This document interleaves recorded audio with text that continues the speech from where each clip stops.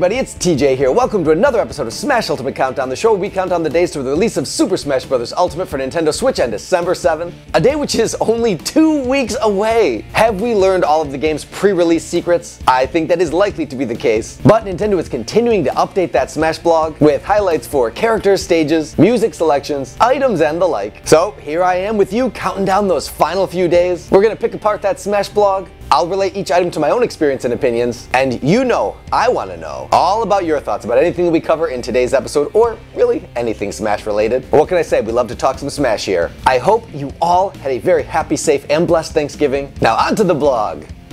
First up on the Smash blog is a character spotlight for Robin. Robin is one of the more recent Fire Emblem adds from Smash Bros. 4, and what's unique about this character amongst the Fire Emblem family is that it's one of the first Avatar characters. Actually, it's the first Avatar character. And because in the Fire Emblem games you're allowed to select either a male or a female character, Robin appears in Smash Bros. As both male and female. The same can be said of Robin's successor, Corrin. I've read translations of interviews with Mr. Sakurai where he talked about wanting to put Chrom into Smash Bros. 4, but because he felt like he was too similar to Ike, he didn't see much value in it making a significant contribution to the cast. Of course, now we have Chrom as an echo fighter of Roy, although he did borrow one of Ike's moves. It was felt that Robin could contribute more of a unique element to the growing Fire Emblem sword fighter contingent. And I certainly do consider that to be the case. Robin does play unlike any of the other Fire Emblem characters because in addition to being able to wield that cool looking sword, they also have the use of magic. Robin has 4 different tomes, and one of the cool things about Ultimate is they've added a little meter where you can actually monitor the use of the leaven in the tome so you know how much you have left to go. But also useful information for people fighting against Robin so they know how much he has left in the tank. Robin was one of the slowest walking characters in Smash Bros. 4. Did he get a little bit of a speed up this time around? I think he may have.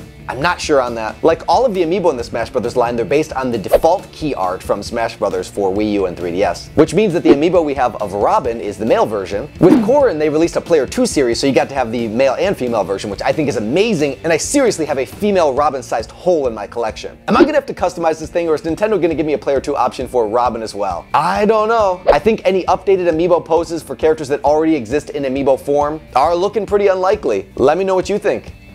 The next item on the Smash blog is an assist trophy for Guile. Now, we've already talked about this character a little bit at length. He was revealed in one of the directs, and last week we talked about his song, which as you all know goes with everything, including, I'm sure, the most recent Smash Bros. Trailer, which every song goes with perfectly. If you don't know what I'm talking about, you can check out last episode's Smash Ultimate Countdown. I think Guile is a great addition. He's one of the American fighters from the Street Fighter series. I never really gravitated towards him as a player because most of his moves required a charge. Like to perform his flash kick, you had to hold down for 2 seconds and then push up and some button input, if I'm remembering correctly. But all of the fighters that had these charge moves didn't really lend themselves well to my playstyle because you had to kind of not get hit and also charge these moves. It made me highly predictable, but no such problems with the assist trophy. He's pretty patient. He'll just crouch down there and wait, and if you get too close to him, wha-bam, flash kick in your face. I'm excited to see that one in action.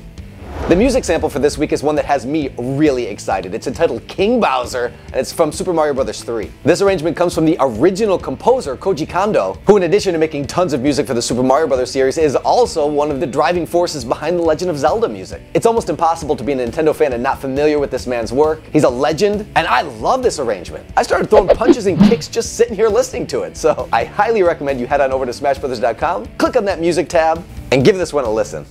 Our next highlight on the Smash blog is the character spotlight for Princess Zelda, the princess of my heart and yours. I've been rescuing Princess Zelda since I was 5 years old. Of all the characters in Smash Bros., I think the argument can be made that Princess Zelda experiences the most changes from each iteration to the next. Not just in terms of her appearance, but also her playstyle. When she was originally added to the game, one of her special moves was actually a chic transformation. Now they're both separate characters. Her appearance originally favored her Ocarina of Time style, and then subsequently it would become her Twilight Princess look. And now we have her in A Link Between Worlds. Part of the reason for this, Mr. Sakurai alluded to during the E3 presentation, is that in her most recent outing in Breath of the Wild, she's not really much of a fighter, she's more of an intellectual type, so they thought that A Link Between Worlds would be a good fit. While this is obviously very reminiscent of her A Link Between Worlds look, I actually think it's more similar to her style from A Link to the Past, the third installment from the Zelda series on the Super Nintendo. Of course, the designs from both games are very close, and A Link Between Worlds and A Link to the Past are related games. I don't know if A Link Between Worlds could be called a direct sequel, but they're definitely intertwined in some way. They exist on the same map. But if I can call your attention to a little bit of a comparison. Well, as I said, both designs are very similar. The Smash Bros. Zelda is sporting that red pearl necklace that A Link to the Past Zelda has and A Link Between Worlds does not, and her belt more closely resembles some of the hardware embellishments. One of my favorite details about this design, which all three of these different Zeldas have, is those pretty fetching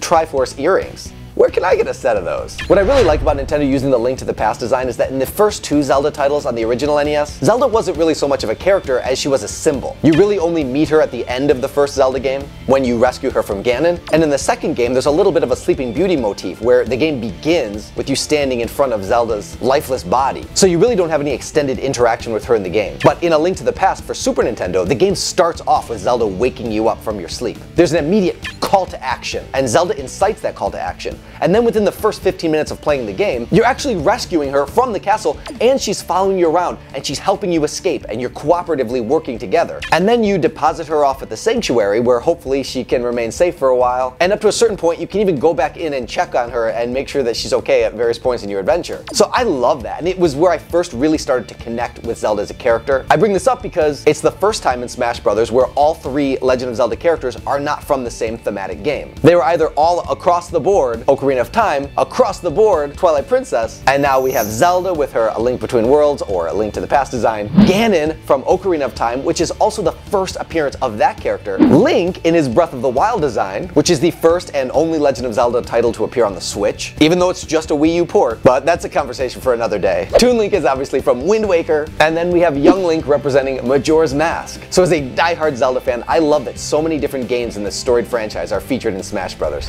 What do you think of Zelda's design? Do you wish they found a way to outfit her in her Breath of the Wild apparel? Is there another version of Zelda that you like more than A Link to the Past, or A Link Between Worlds? Do you wish they stuck with the Twilight Princess design? Let me know what you think. This next bit's not from the blog, but earlier in the week Nintendo delivered a Smash Bros. Ultimate overview video featuring the announcer! The video is about 7 minutes long. Presentationally, it's pretty similar to the 50 facts video that we had for the 3DS and Wii U version of Smash, which also featured the announcer, albeit that one is a lot longer. I don't believe we actually learned any new information, but it is, in my opinion, a very effective summary of some of the things that we've already learned. And of course, it's amazing to get a little bit more prolonged exposure to the personality and charm of the announcer character, voiced by Xander Mobus, who I believe has the distinct honor of being the only announcer to make a return appearance. So good on him. I like all the announcers in Smash Bros., but he's my favorite. I do encourage you to give this video a watch. When you're done here, you can check it out on Nintendo's YouTube channel. Hey, how about we take a look at a stage? This one's Pacland. It made its debut alongside Pac-Man in the last version of Smash Bros. For the Wii U. It's unique in a number of respects. It's a side-scrolling stage, so the stage moves with you as you go. And design-wise, it looks like it was pulled straight from the Pacland arcade game. Not a game I spent a whole lot of time with. I wasn't really haunting arcades as a toddler. I gotta say I don't love this stage, and if pressed to pick a least favorite, this might be one of the top contenders. While I really respect what a faithful recreation it is of the original look, it's an aesthetic that has never really appealed to me, and the side-scrolling aspect is a real nuisance. But I will say I have a little bit of a unique reason for appreciating this stage in Smash Bros. For Wii U. When I was making the second season of Me v Me, I wanted to have unique and dynamic art for all of the characters present in Smash Bros. So I was using the camera feature to be able to take pictures, but I needed them as PNGs. So to have to mask out and edit each one of these pictures from the background would be just prohibitively time consuming to the point where I wouldn't be able to do it. But by utilizing the Omega form of the Pacland stage, by pausing the game while my character was in front of either the blue or the green background, I can use them as a blue or green screen, and then combined with some post-production effects, remove the character from the background in only a single click. So for that very unique and personal reason, the Pacland stage has my thanks. And the final entry on the Smash blog for this week is an item. It's an assist trophy. We're looking at Chef Kawasaki. Chef Kawasaki is a Kirby character, and even though I think I've played just about every Kirby game out there, I don't know that I've had any memorable encounter with Chef Kawasaki up until the most recent Kirby game on Nintendo Switch, Kirby Star Allies. I think that might be the first time I've ever even really seen the character. True to his name, in Smash Bros., this gourmet chef will use his long ladle to grab some guy, throw him into the pot, cook him up, and make some healthy items for other characters, I suppose, to regenerate themselves. So as far as ingredient acquisition goes, this guy is creative to say the least. And I have to agree with Nintendo, while it is nice to be able to increase that health, don't spend too much time thinking about the recipe. And that my friends, wraps up another episode of Smash Ultimate Countdown. Thanks for stopping by and counting down those final few days with me. If you've been doing the math, you know we are only 2 weeks away from the release of Super Smash Bros. Ultimate on Nintendo Switch. I can't express enough how much I appreciate all of you joining me here. It's really gone a long way for me to help build up the excitement for the release of the game that I'm so passionately excited for, and it's also helped to pass the time. I love digging in deep where Smash Bros. Is concerned, and it's made even that much more meaningful by being able to share it with you, my player pals at home. And a big thanks to my patrons. Hey, I'm gonna be back here again next week. For the last time? Maybe, we'll see. Definitely only 1 or 2 more to go. So don't miss it. We'll see you then, and thanks for playing.